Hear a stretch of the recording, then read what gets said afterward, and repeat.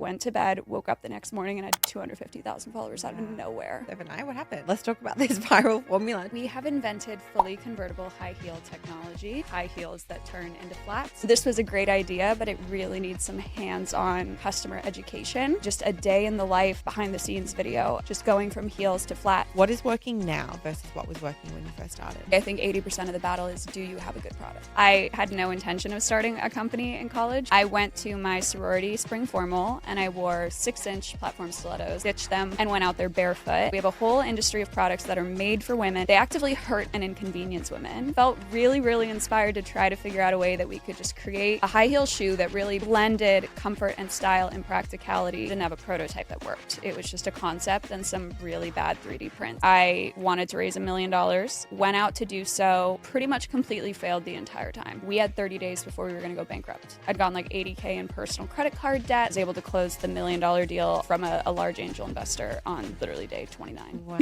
Hey, Business Besties, welcome back to Female Founder World. It's Jasmine. I'm the host of the show and the person behind all things Female Founder World. Today I'm chatting with Haley Pavone. She's the founder and CEO of Pashion Footwear. Welcome. Thank you so much for having me, Jasmine. For people that don't know Pashion, what are you guys doing?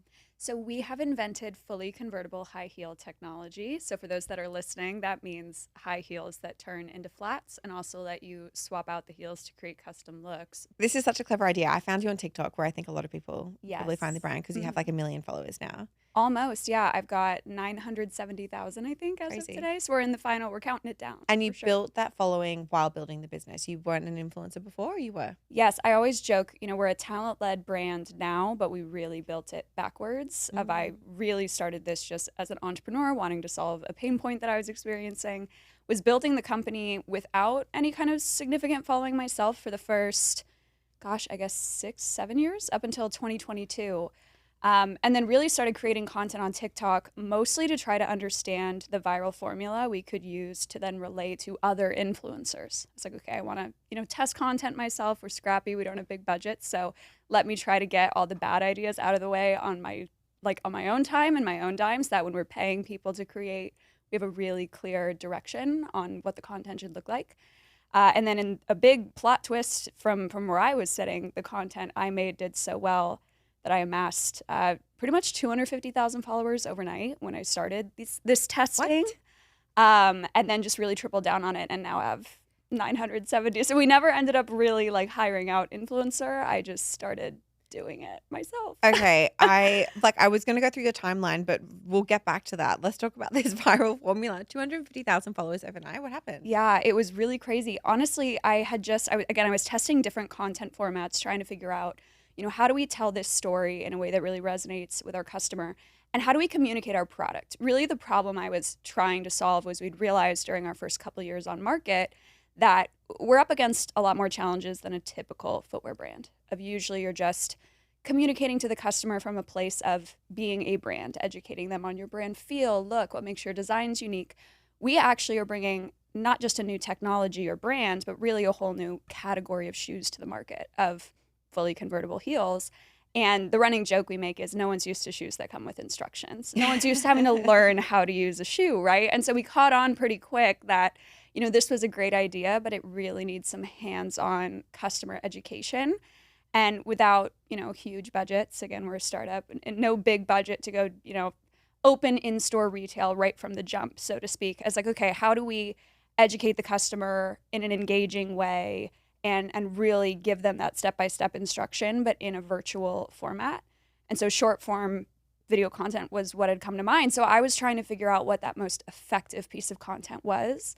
And it turned out to be just a day in the life behind the scenes video of I filmed myself at one of our photo shoots, just going from heels to flats and swapping the different heels between different parts of the shoot.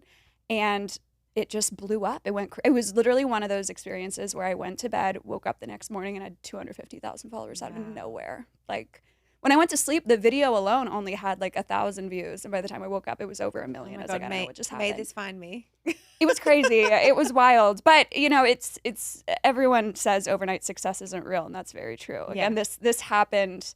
Obviously, that was an overnight success, but it happened after many grueling, painstaking years of building the business and putting out a lot of content that did not work, so a lot of trial and error to get lucky. I always get excited when I hear from founders who have, like, first of all, invented something, because you Yeah. have invented something, but invented something that you can show on video so clearly. Because the world that we live in right now is like, we are in this era of viral video content, live commerce, and live Yeah. shopping. Mhm. And if you can be someone, or you can hire someone who is charismatic on camera, and you have a product where you can really show the utility and a very clear, like, this is how you use it, this is the before and after, like, you just are making things a little bit easier for yourself in the current landscape, I feel. Absolutely. There's this amazing brand in the community. The founder's name is Elena, and she just launched. She's got this business called Cozy Clip, and she invented the first flexible soft hair claw clip.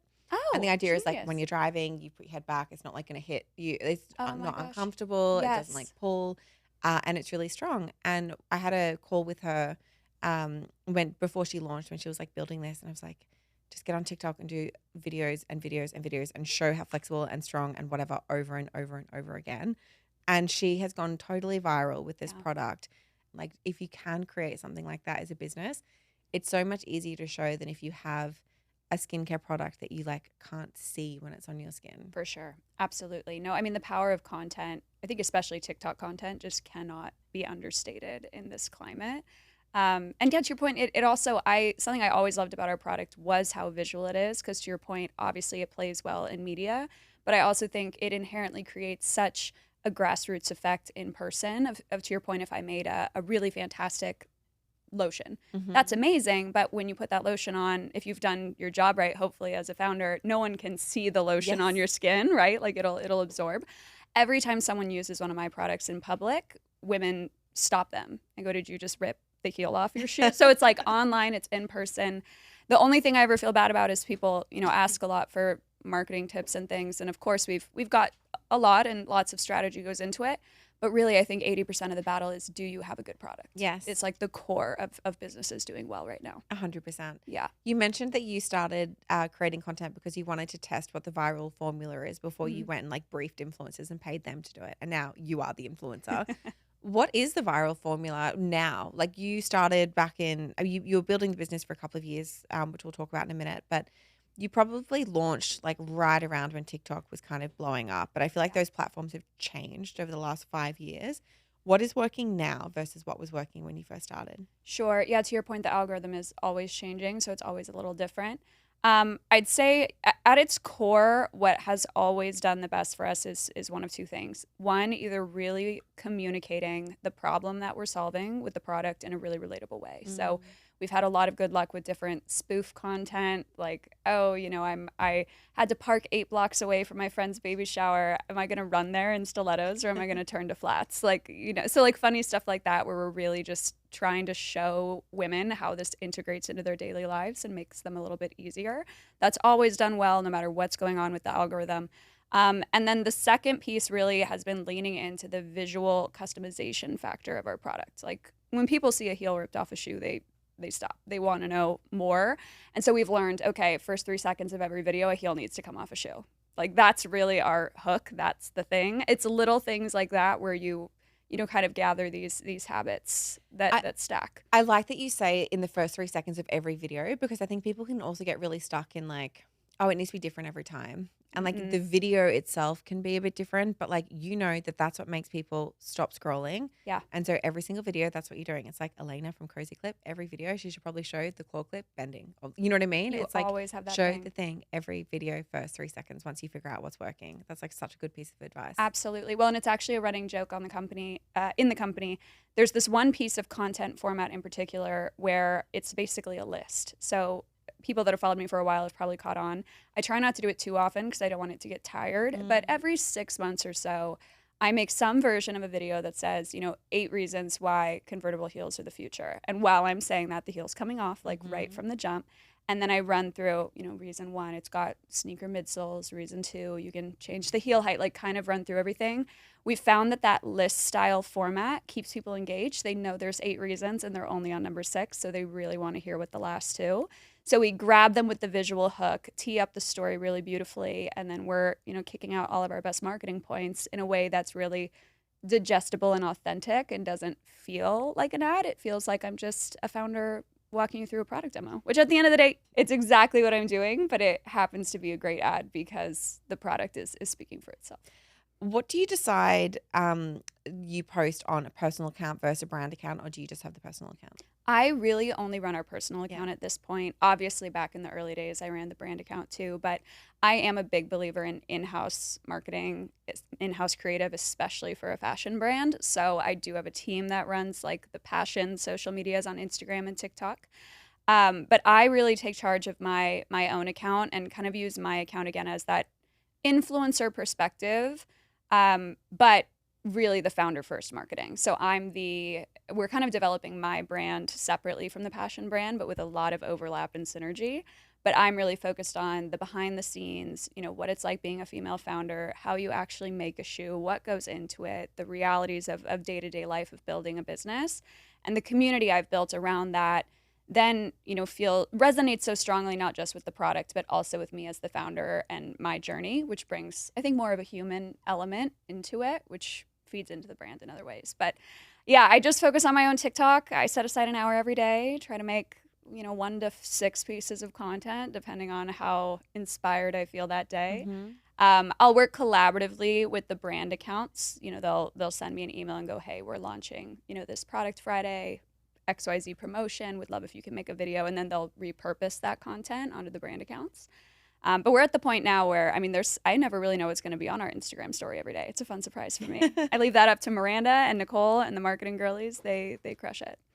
The other thing that I'd say has worked really well for me is a strategy I like to call content funneling, of really treating content as a conversation with the viewer. So something you'll notice if you look at my account is I'll, make a video with some facts about passion. I will always then, let's say it's the next day, I'm in my content hour trying to figure out what I'm going to talk about. I'll always look at the comments from the videos the day before and try to notice, okay, 30 people asked the same question. So clearly it hasn't been communicated well, or we've just got a new batch of followers in that don't know this. And so I'll pick one of the comments to respond to as the video answering that question. Kind of a fun TikTok hack: when you respond to a comment with a video, it tends to pin that comment at the top of the previous video.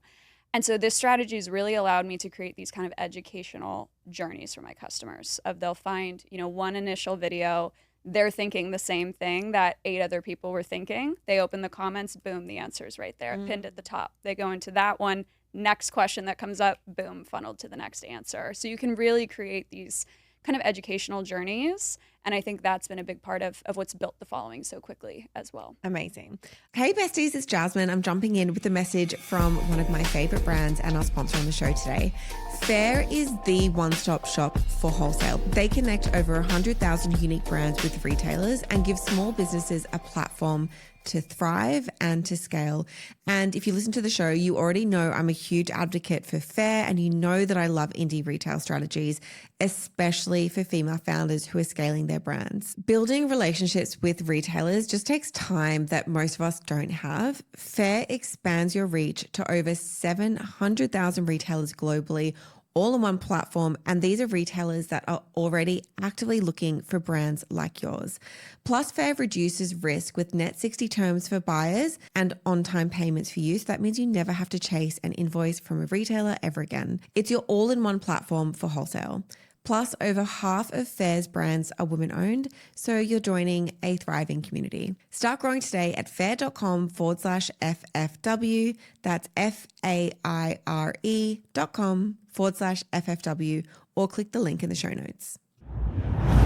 I want to talk about the journey and the early days of the business, because you started this in 2016 and then actually launched the product in 2019. Mm-hmm. Talk me through the experience that you had that made you think, okay, we need a convertible shoe on the market immediately. Absolutely. This is a great story. So I started it in 2016. Kind of the fun fact about me is I was actually a 20-year-old junior in college at that time, which is nuts to think about in retrospect. I had no intention of starting a company in college, but you can't help when inspiration strikes. And for me, that happened actually in a very literal sense during my sophomore year of college.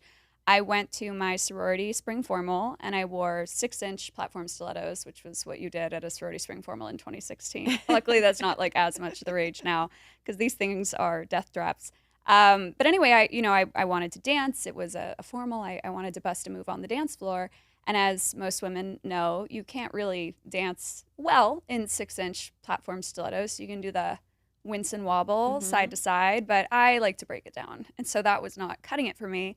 And so I solved this problem of my heels hurting and being inconvenient the way most young women do. I ditched them, put them in the growing pile of discarded shoes on the side of the dance floor, and went out there barefoot. And unfortunately, or I guess fortunately, depending on the spin you want to put on it, one of my sorority sisters who still had her stilettos on accidentally stomped the ball point of her stiletto through my bare foot. Oh. It impaled me all the way through. I know. It was crazy. It came off her foot because it was stuck in my foot. I know. Oh my God, you poor thing. Pretty grotesque. But I can really only describe it as this light bulb moment of after that happened, I was looking around the room and it just struck me that almost every woman, there were 200 women in my sorority, almost all of them were barefoot. Except for this. Well, and actually the gal that had impaled me was also now barefoot because her shoe was in my foot. But I mean, it's not funny. I do not mean No, to it's laugh, hilarious, actually. It's so funny in so retrospect. poor thing. But, I just couldn't stop thinking about how weird that was. So I was like, look, we all wanted to wear heels tonight, obviously. We all knew we couldn't dance in them and we knew they were going to hurt, but we wore them anyway. And what is the acceptable solution? Go barefoot. And I was like, how strange. I was studying entrepreneurship in college. I, wanted to be an entrepreneur eventually. I thought I'd graduate and go be a VC probably. But always had that entrepreneurial mindset. And it just struck me how strange that is that we have a whole industry of products that are made for women, marketed to women. They actively hurt and inconvenience women. We all know this, and yet the market hadn't done anything to improve the product. Really, the burden of this subpar product was falling onto the end consumer of, oh, well, we'll just go barefoot, or I'll bring backup shoes, or I'll pay to Uber 6 blocks, or I'll spray liquid lidocaine on my feet. And I was like, how strange that there's a whole market of product that just expects the female consumer to troubleshoot the product for them. And to me, that just felt like lazy product design. And so I felt really, really inspired to try to figure out a way that we could just create a high heel shoe that really blended comfort and style and practicality without compromise in a way that hadn't been done before. I thought it was a huge white space in the market. I thought beauty is pain, needed to die. And so dove into it head first with no background at all. And then it took you a couple of years to get a product to market. What was happening in those years? Yes. So about 2.5 years of R&D, partially because I was still finishing school. So that was a crazy time in my life. I was basically moonlighting as an entrepreneur while trying to still get decent grades in school. But I'm really glad I did it when I did. I remember thinking, I'm very blessed that my family made sure I got through college debt-free. And so when I had this idea, part of the timing to me was so fortuitous of, I basically have the next 2 years with my rent paid, bills are paid, I can eat, I have nothing to lose. And I think one of the hardest things about starting a business is the risk of losing your income. I was 20, I was like, I have no income, I have nothing to lose. Like I basically had 2 years to try to start a business, get out of jail free card. If it didn't work out, I would just graduate and go get the VC job that I thought I was gonna get. Or it would work out great and I would come on full time. So for those 2 years, I learned everything I could about footwear development as quickly as possible. I was cutting open shoes with steak knives in my dorm room as like early product development, which was crazy in retrospect. Went through a lot of entrepreneurship programs through my college. I went to California Polytechnic University in San Luis Obispo. They have a top 10 entrepreneurship program. And so I went up for multiple pitch competitions, won $26,500 in equity-free funding, used that to hire on a product development team that was ex-Nike and Adidas, got my first couple employees. We 3D printed using the school's 3D printers. Like we really just tried to very quickly understand the industry and how to make a shoe and bring it to life, all the while drafting our own utility patents provisionally and trying to get the trademarks and incorporate. And so anyway, just spent the entire 2 years behind the scenes engineering the technology, getting it professionally tested, went overseas to visit manufacturers on my senior year spring break to like sign our first production contract. Like it was an absolutely insane time in my life. But got all the way up to our first like final production sample of an actual shoe from a factory the night before my college graduation. So I got to Wow. debut them on the graduation stage, which was neat. Wow. Launched on Kickstarter like 2 weeks later to get our initial production going, and then launched the website with inventory June of 2019. Wow.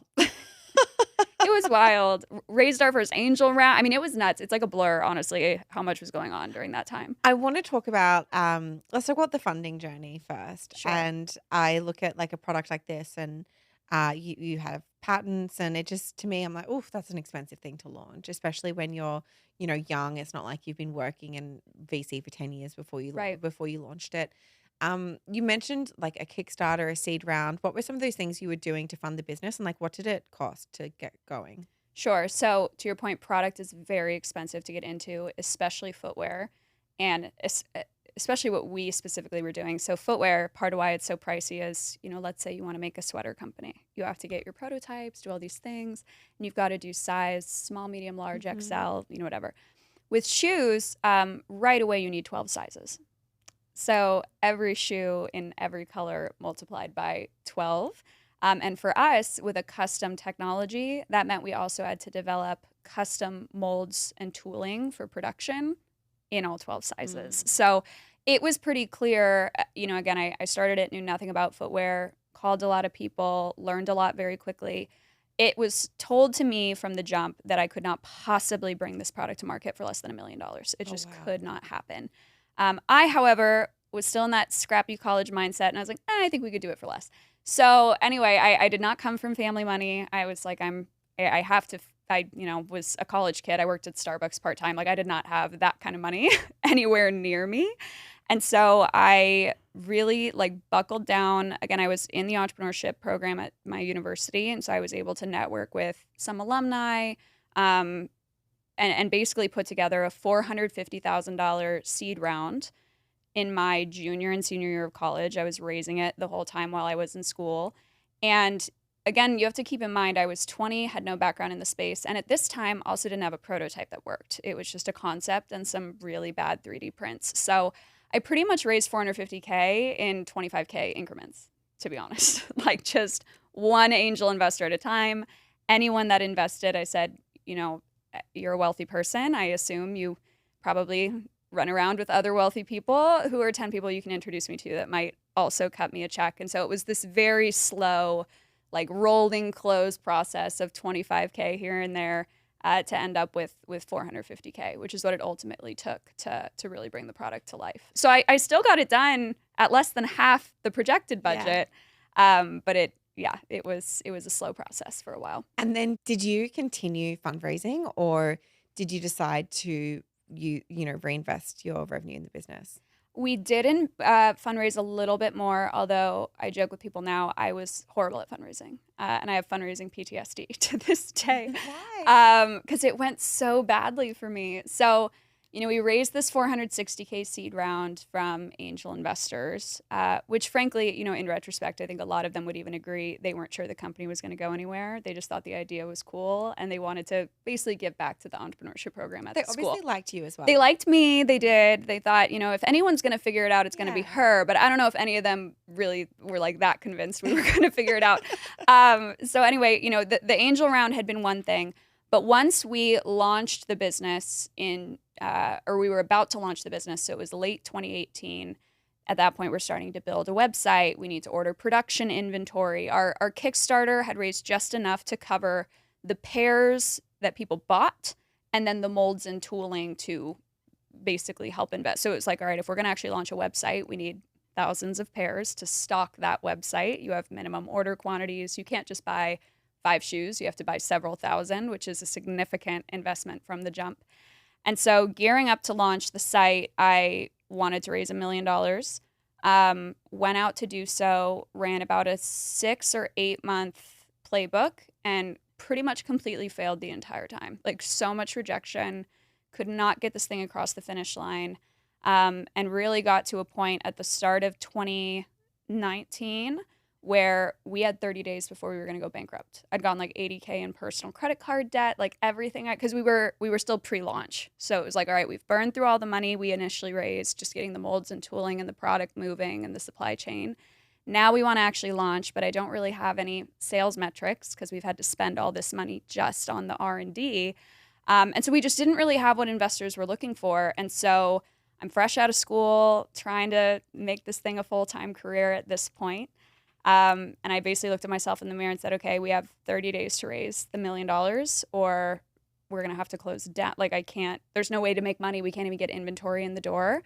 And so I just pitched like crazy every day, meetings every single day, and was able to close the $1 million deal from a large angel investor on literally day 29. Wow. and pull the business together. So it was very stressful.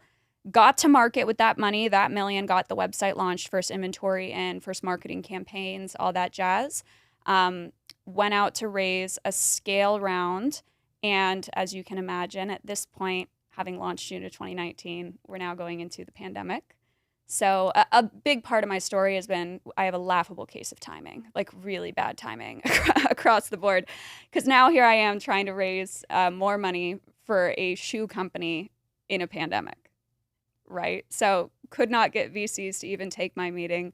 Was able to scrounge up another $1 million after I aired on Shark Tank, again from angel investors, just got momentum from the show's exposure. But after that, in 2022, I went out to raise a 10 to 15 million Series A, took about 250 rejections, and never raised it just didn't happen. And so after that, I like to say we're seed strapped. Obviously, we raised that initial money to get going. But pretty much from the minute we were in the market, just because of a lot of macro factors, it was more or less impossible for us to raise funding. And so very quickly changed gears from I'm going to be a venture-backed founder to we need to be a profitable business. And so, I mean, that's a much larger conversation, but got to profitability in 2022 and have been just funding off of profits since then. Wow, congratulations. Thank you. That is quite a story. I think a lot of brands in the community are bootstrapping. They're having very similar experiences around fundraising, particularly in this like consumer space right now. I think it is Mhm. tricky. The tide has turned a little bit. And so I think a lot of people are going to resonate with that story of like, I'm pitching, no one's biting. We're going to have to change course here. Yeah. And it really was kind of this epiphany. I don't know if I've actually talked about this publicly, but as I said, in 2022, went out for this Series A raise, which really it was a mix of we'd grown 450% in 2021 coming off of Shark Tank. So I was like, we have the momentum, we have the metrics. But the tricky thing was behind the scenes, we were totally bleeding. Anyone in product knows growing 450%, while very exciting, is really hard when you're making physical goods. Like the cash flow, the cash constraints, you can be doing $10 million a year and never have more than like a couple thousand in your bank account, depending on how the cash flow is hitting. And so that was kind of the scenario we were in was, look, we have these incredible metrics. We're growing really fast. But because we tried to build the business for the venture capital playbook, we were just burning money faster than we could make it. And so it was like, we have to raise this money. Like we have to raise a 10 to 15 million Series A in order to keep growing. And honestly, I had a bit of a mental breakdown. I spent like 10 months trying to get this money, thinking, okay, we're going to have this money come in. It's going to fix all our problems. We'll be able to grow all this jazz. And really got to me, 250 some odd rejections in a row will do that to a person, no matter how confident you are. But coming out of, kind of had this breakdown, took a step back and really looked at the situation. And I just had this breakthrough of, I have spent the last year waiting for a white knight. I'm waiting for this VC or bank or investor to swoop in and hand me money to fix the business, save the business. And the more I thought about that, the more that really didn't sit right with me. I was like, I cannot put the fate of my baby in someone else's hands. Like, I really need to figure out what I, as the founder, can do right here, right now to fix this myself. Like, I don't want to rely on my fate is not in someone else's hands. And that moment is what led to creating TikTok content, Wow. which then obviously blew up in a way I wasn't even Oh my expecting, goodness. made us profitable, and totally right-sized the business and changed everything. I was going to ask you, like, what changes you made when you realized, okay, this white knight is not coming. It's Mhm. on me. I need to figure out how to make this business profitable. Was it purely just being able to get that sales volume in that then the unit economics and the business just like made more sense and you were able to have that, more cash flow? Or were there other things that you kind of shifted on the back end of the business? It was a mix of different things. I'd say the first one was really taking stock of our assets at the time. So part of the financial challenges we were dealing with in 2022 was the supply chain crisis. So as I'd said, we had, this 450% growth year in 21. Obviously going into 22, we want to keep that momentum going. So we go buy, I think it was about $1.5 million in inventory in total, which was what we needed to keep up Mm-hmm. with that growth rate. And unfortunately, that inventory got stuck on a boat because of the supply chain crisis. So Oh my usually when a gosh. boat leaves, it should get to you in about 30 days. That boat got to me in 11 months. So a big part of our financial issues that year and part of why we struggled raising was our sales figures were terrible because I had no shoes to sell. Mm. They were like, yeah, you grew 450% last year, but you're down this year. Why? And I'm like, all my shoes are on a boat. Like, there's nothing. They literally are sitting in the middle of the ocean. Like, I have nothing to sell. This is a huge issue. So, one of the first breakthroughs was when those shoes finally came in towards the end of 2022. There was a pro and a con. The con was it was now all wildly out of season inventory. Like, I'm taking in, this was supposed to come in spring. So, I'm taking in Right. lavender, hot pink slides in December. So I'm like, this is great. Beautiful. But Right. when I'm looking at our balance sheet, I go, okay, I don't have a lot of assets, but I have $1.5 million of out of season inventory. What can I figure out to try to make this relevant again? Which was another factor in making content. Luckily, one of the first video that blew up where I gained the 250,000 followers, I was wearing my lavender slides that weren't in season, but everyone saw that video. And so they finally started selling, thank goodness. So I really sat down and took stock of, okay, what are my assets? And my assets are I have a lot of shoes, and those shoes could be money if I can figure out a way to sell them. So let's figure out sales. I knew I had a really great team. And so I was like, let's figure out how to keep everybody happy. So I did a lot of culture work to make sure everyone felt good at work and was willing to give it their all because I knew we had to all be 100% in if we were going to dig our way out of this. And then the third thing I'd say was really just reading the P&L and trying to figure out where the weak spots were. So cut a lot of things that were duplicative. The biggest insight I'd say really was the marketing piece of at that time in 2022, we were coming off of the old kind of VC endorsed marketing playbook of just pay to play advertising on Meta. And so, the first couple years in the business, we'd grown by dumping $80,000 a month into ads and running those ads. And in the 2019 to 2022 period, that was really all you could do because of the COVID shutdown. All you could really do was try to hit people digitally, A. And B, the platforms were really effective at that time. They were, returning 6, 7x ROAS. You could grow a business that way. The double whammy in 22, not only was the inventory just simply not there, but iOS 14 happened, which fundamentally changed the way digital ads worked. And so I sat down, looked at that strategy and said, guys, we're now spending $80K a month to maybe make $82K. Like, this does not make sense. We need to put that money to work somewhere else, and we need to find a better way to market. And so I'd say the biggest breakthrough really was overhauling the entire marketing strategy to be organic brand building and community first initiatives. My content obviously ended up playing a much bigger role in that than we thought, but we started focusing on ambassadors, influencer arrangements, content, community building activities on social media, like really just taking a complete 180 different approach from what we'd been doing before. And so then we, over the next 2 years, spent no money on ads at all. We actually just started running our first retargeting ads last month. I was going to ask if you're spending on ads now or like what that Very strategically breakdown is. just on retargeting because we've learned a lot more about how many touch points it takes in that educational journey again for our product to really sell the customer. And we can do it all organically, but obviously I only have so much control over the TikTok algorithm. I can't make sure I hit someone's feed 16 times. But now we've realized, okay, it's actually very effective if instead of the old strategy of just, put out ads to everyone and see who converts, what we do now is we pull lookalike audiences from who has viewed my content or the brand's content or been to the website in the last 180 days. So we know they have a loose idea of what we do. And then we're able to target them really specifically with, hey, this is how the product actually works. These are the reviews. Here's some, women wearing them on the streets. And so now, again, it's only been a month, but our current return on ad spend is 42x. Wow. So it's a much more effective targeting strategy than we were working with before. You mentioned 16 touch points. Is that the number? No, it's that's like the brand marketing, like that's just like a phrase people say. Yeah. For us, we've been able to shorten it down because our content is so thorough. We've been able to get it to about 8 touch points. Okay. Yeah. And are you working with an agency? Are you doing it in-house? All in-house. Yeah. I'm a big fan of in-house, truly. We tried agencies in the past. Again, obviously tried big ad strategies. Like we have thrown a lot of stuff at the wall and just seen what stuck. But what I really learned from the ads bit that we tried to outsource with agencies is with a product like ours, I think you really just need authenticity in marketing today.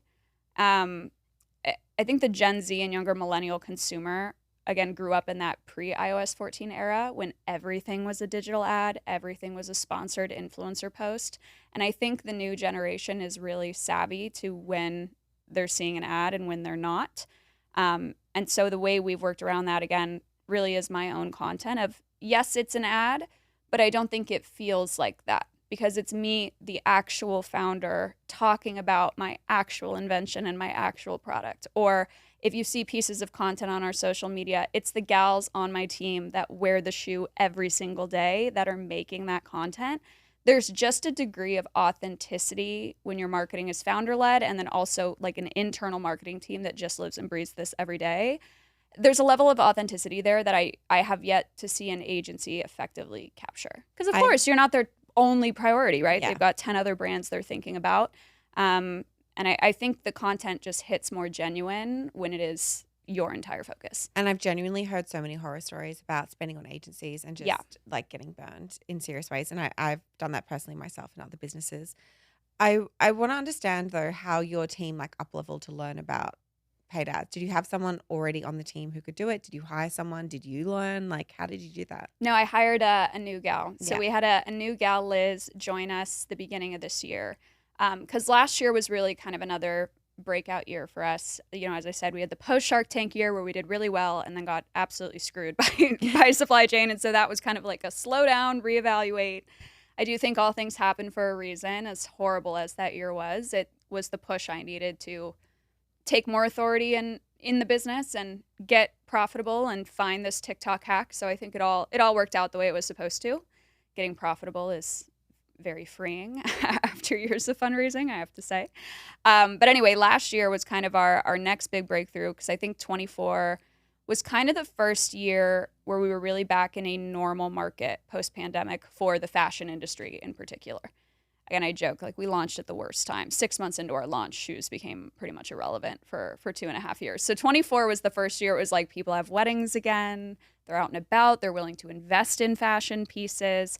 And actually more so in a weird way, I think the pandemic helped us because after a 2.5-year break from the daily 9-to-5 dressing and daily heels and all those things, I think a lot of women have become more comfort first. And our product, really our mission is to bridge that gap. So anyway, last year we grew top line 85%, got our EBITDA to 19%, which is double the industry standard, got to 800,000 followers on Instagram. I mean, last year the brand momentum was really there. We've built this great community. When I looked at all our metrics from the close of last year, really our weakest metrics actually were around like acquisition. Like once we have a customer, we retain them like crazy. They buy on average every 50 days. Wow. Their lifetime value on average is $815 across the whole customer base, but our top 5% of customers spend over $2,000, which is crazy. So we're retaining them really well, but I was like, we need to get better at controlling when we acquire them, which again was the whole organic strategy. Organic's amazing for community and retention, and you can get discovered organically, of course, but you can't control it. I was like, we're not acquiring people fast enough because we're just like hoping the algorithm gods bless fresh eyes every day. And so anyway, after all that, I was like, all right, strategically, the next move is we do need to get a little more planned out with our marketing. We can't just put out videos and hope they go viral. We've got to have a bit more of a planned acquisition strategy. And so brought in a team member that has that background. I want to talk about community a little bit more. I was scrolling your TikTok this morning or yesterday, and I saw a video where you said there were like a bunch of, you call them passionistas, your community, yes. and they went on like a girls trip to Nashville together. They did, yeah. This is not a thing that's normal for brands. No, it How was have so you created cute. this? Honestly, that floored me. One of the gals that was organizing the trip reached out to me back in June and was like, hey, I think there was 8 of them. There ended up being 6 going. How did they find each other? Just online, Like through in our your community. comments? Yeah, in the comment section. Wild. Also making content. A big part of our organic strategy is Ambassador UGC. So we have a whole program where customers can get, rewards, points for the site, or even earn commissions from making content about their shoes. And so quite a few of them have built little micro followings themselves just as passion ambassadors, which is awesome to see. But yeah, they really just met through our Instagram or our TikTok, talking about the shoes and this shared love for our mission and what we're doing. And so they put this trip together and they all spent a weekend in Nashville. And it was so cute. They invited me to get on a Zoom with them. And only the gal that organized it knew I was coming. It was a surprise to everyone else. Oh, you went? I went. Just on Zoom. I zoomed in. Yeah. But I Amazing. hopped on, and it was so sweet. Something that stuck out to me was one of the gals said, we are all strangers that met and love each other because of your shoes. And I have to say, like, I was blown away. I did not think when I started making shoes that was going to be something that, like, created a sense of community for women. I'm obviously thrilled that it did, but I cannot say 20-year-old Haley cutting up shoes in her dorm room thought this was going to be something that women, like, get together about, Can we dive into your ambassador program a little bit more and Sure. like what that involves? Yes. So we have kind of 2 different sides to our ambassador program. And this, again, kind of came about from that 2022 we need to overhaul everything strategy that I had of, again, really wanting to focus on authentic content. It was a mix of wanting to get organic and save money, but also strategically, I was, talking to influencers at this time, trying to figure out what an influencer strategy could look like. And something I found really frustrating, honestly, was the cost. There is no standardization in influencer marketing, and there needs to be. You can have someone with 50,000 followers quote you $50,000 for a story post, and then someone with 1 million followers will just do it for free. Like, it's the Wild West. It's so confusing. And so I was like, first of all, these budgets don't make sense. I don't understand what you're getting. And again, I was very concerned about the authenticity piece. To me, I was like, look, if I pay someone $50K to talk about the shoes and say how great they are, that's a waste of money if they legally have to put #ad or #sponsored. Because I don't know about you, the minute I see #ad, maybe it's just because I'm a marketer, I immediately go, okay, I have no idea if this influencer actually liked this product or if she just got paid $50,000 to talk about it for 15 seconds. Like, once you understand the amount of money people are making to just say they like something, I'm like, now I don't trust anything. Yes. For $50K, I'd say a lot of things. Like, I don't know how I feel about that. Yeah, you can easily go from it's fine to it's my favorite. It's my favorite thing. For 80 grand, a lot of things would be my favorite thing, and that's so fair. But at least for me as a marketer, and I think, again, the younger consumer is really privy to this, you see #ad or #sponsored, and all credibility just goes out the window. You scroll past. I always think a lot about my own behavior as a consumer. And, like, I'm scrolling TikTok, I see sponsored. I'm like, no, thanks. Like, it's an ad. I don't want to watch it. Yeah. And so I was trying to figure out, how do we create that same influencer effect, but in an authentic way that does not require #ad, #sponsored, because then I think it's pointless. And we had this insight to who are the influential personas already in our customer base that we could incentivize in other ways. And actually, the first one we landed on was brides. Our shoes are really, really popular with brides because they can have heel for the ceremony, flats for the reception, kind of like what I went through at my sorority formal, but, like, to the nth degree, obviously. And also they can change the heels so they can make one white shoe work for all their events instead of buying 25 different versions of a white shoe. And so we knew we had all these brides buying. I'd been to 8 weddings in 2022 because I was just at that age. And something I'd noticed was everyone was sending out their RSVP websites, like the Not Minted, whatever. All of them had an FAQ section. And every wedding I went to, there was an FAQ about what shoes should the women wear. And the bride was taking the time to write, oh, well, the ceremony is outside up a hill, so don't wear stilettos. Or, oh, the whole day is going to be indoors, so wear whatever shoes you want. And I thought, God, that is some prime free real estate for an advertising placement. And so we developed this program where we said to brides, hey, we will give you half off your wedding shoes, 30% off to your bridal party, like get everybody in Passions. And we'll also give you a 25% off code for any of your guests that want to wear the shoes. And you'll actually earn a cash commission as well on anything that your guests purchase. Pretty sweet deal. And like not a lot of people are giving discounts to brides. The whole thing in the wedding industry right now is you're getting like 8x marked up. So we stood out a lot just for offering a discount to begin with. But we put this program out there. And the thought really was, this is a influencer in her captive audience of, let's say, 100 to 200 wedding guests. Half of them are women. They're all there because they trust her, and they're all going to be staring at her all night. Odds are, if she rips the heel off her shoe on her way to her first dance, her friends are going to notice and be like, what the heck is that? I want to have some of that. And so we launched this program. It was crazy successful. We had over 1,000 brides sign up in the first 48 hours. How did they find you? I want to say just our social media, just talking about, luckily we had a good media presence at this point. So we were talking about that. But over 1,000 brides signed up. They represented, we surveyed them all when they signed up for, how many guests are coming, how many bridesmaids do you have? They represented 1,000 brides was like in total 50,000 bridesmaids and then over like 200,000 female guests that were going to get impressions from this program. And so we put it out. It started growing like crazy. It became 10% of our new customer acquisition really, really quickly. And the coolest thing to me about that program is it actually grows itself. For every bride in the program, the odds are at least one, maybe two of her bridesmaids are engaged. They see the shoes. They get them as a bridesmaid. They hear, oh my God, I can get half off if I join this program. So like it's really just grown itself without much effort from us. And so that program is really what started it. After seeing that success, the obvious next question was, how do we extrapolate this broader to the larger community? And so that then led to a general ambassador program with loyalty points, perks, and all these various things for making content and referring friends. So we put that out, and that now I think has about 4,000 members in it. Wow. And they generate a lot of content. I think last month, I want to make sure I'm remembering my metrics correctly, but I'm pretty sure last month the UGC posts from our ambassador community got over 30 million impressions. Wow. Are you using a certain platform to run this? Yes, LoudCrowd. Okay. LoudCrowd's We'll fantastic. Put a link in the show notes for anyone who wants to try it. Yes, highly recommend. They're great.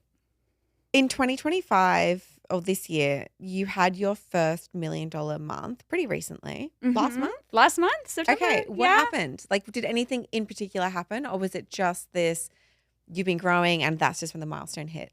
No, it was a mix of things. We kind of knew September might be the time we finally, the $1 million month has been my white whale for like 2 years. And then you can hit the 1 million followers like tomorrow. Then I'm going to do that. We're going to be like, oh, it's all the Passion Instagram will be the last. It's at 850 now. I'm like, we can get that to 1 million before the end of the year. This is the milli year. We love that. But no, we had a feeling September could be it just because of the tee up of marketing things that we had going on. The first was we released our fall line, which was a very different launch strategy for us. It was the first time we shot on location. I think it was our best collection we've put together. It's been really fun. Like, followers of the brand have noticed, again, I did not come from footwear design. Like, our first 3 shoes were just black strappy sandals. Like, there was no thought going into it. It's been so fun to see how our designs have iterated as we've grown. So each new collection is whatever's come out latest is my favorite because we just keep getting better. But this fall line was really well done. Best styling we've done, best trend forecasting. We flew the team out and shot it in New York. The whole collection was built around the New York girl. It was just a really comprehensive campaign.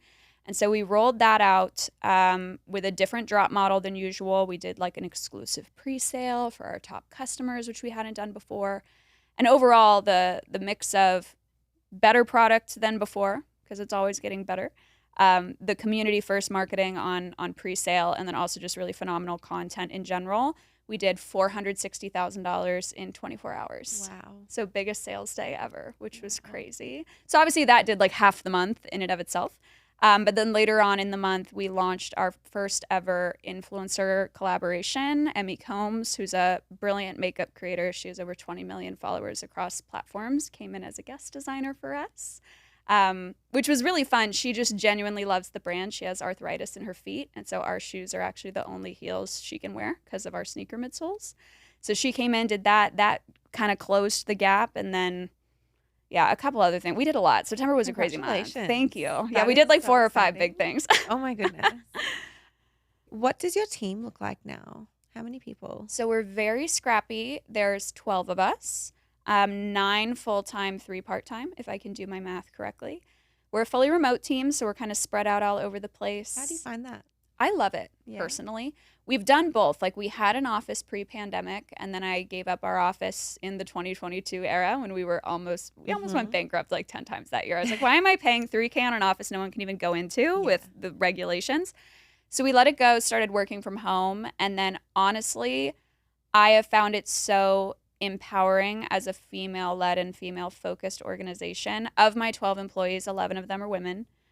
Several of them are working moms, and just being able to work from home, I think, really gives the flexibility that is missing for a lot of working women in the corporate workplace. I've always told them, I'm like, I never want you to feel like if your partner has to move for work or if you can't find daycare one day that like you can't do your job. I don't want you to feel that way. I think work from home culture is better for female led organizations, just in my opinion. Do you have someone who comes and helps you with content, or are you just filming everything yourself? I do it mostly You do it myself. yourself. Yeah, I edit Wow. it myself, film it myself. Okay, that's actually really inspiring because if you have time to do it, so do the rest of us. Thank you. I just set aside like an hour every day. Yeah. Really, what I don't even batch content. Like I do it every day. Again, what my whole thesis on content has really been is authenticity is what matters. I think the modern consumer can tell when you're being inauthentic. Mm, For instance, small things like let's say I batched 2 weeks worth of content. Then for 2 weeks they're going to see me in the same outfit every mm, day, and they're going to go, "This was pre-done." yeah. There's some days where they can only get one video from me because it was a crazy day, and I'm in sweatpants with no makeup and a top bun, just like sitting on the floor in my room complaining about something. But I think that helps people realize it's real. And it also probably keeps that muscle strong. Like if It you're does. creating it every day, it like keeps you like engaged and in it so that you're kind of like Exactly. always getting that feedback and always like, I don't know, improving. Well, and a much faster response Yeah. time. To my earlier point, it's a conversation. Yeah. Like if they ask me a question one day, I'm answering it the Yeah. next day. They really feel involved in the brand and in my building of the brand in a way that I just don't think could be achieved if I wasn't doing all the content myself every day. Yeah. You're someone as well. Like, I don't know. I look at your story. You started like in college and you're still so young and you're leading this team and this like business that's growing so quickly. And I just like, I'm always curious about how founders are able to grow and up level to meet the needs of their business hmm and what you've been doing. Do you have a coach? Do you like, what are you doing? Teach me. What am I doing?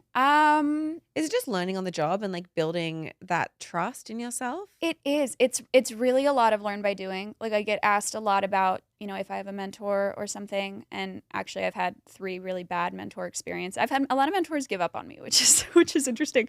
But what I've come to find is I really get mentored by everything and everyone all at once, if that makes sense. I think I'm just a very curious and observant person, and I'm a sponge. I'm soaking up everything around me. Like I have learned so much about operations from just talking to my COO and trying to understand the decisions that she makes. I've learned so much about marketing from Miranda, my head of marketing.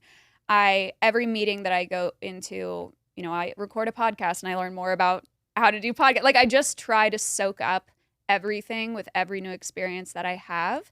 And I also think so much of, at least for me, overcoming imposter syndrome is just the perspective of the longer you do this, the less is brand new, if that makes sense. Yeah. Like things that would have scared me to my core 6 years ago, I don't even blink an eye at anymore because I've seen it 9 times. Yeah. You just get better at identifying what's really a problem and what isn't.